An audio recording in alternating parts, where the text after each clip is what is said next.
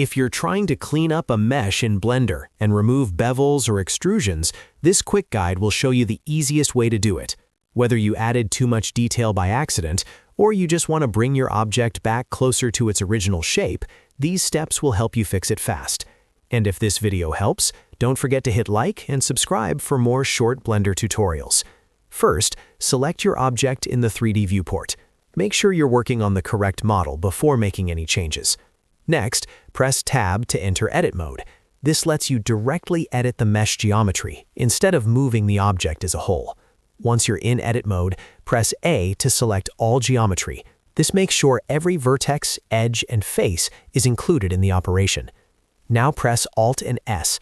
This is the Shrink Fatten tool, and it's very useful for reducing the overall effect of bevels.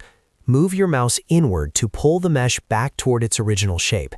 This can help minimize or remove the visible bevel effect, especially if the bevel wasn't too extreme. If the object has extrusions that created overlapping geometry, the next step is to press M and choose By Distance. This merges vertices that are sitting on top of each other, which is often exactly what you need after an extrusion cleanup. It's a simple way to remove extra geometry that may have been created accidentally. If the bevel or extrusion was done recently and you want the fastest fix, you can also press Ctrl and Z to undo it directly. That's the cleanest option if you haven't done many other edits since then. In many cases, undo will completely remove the bevel or extrude operation with one shortcut.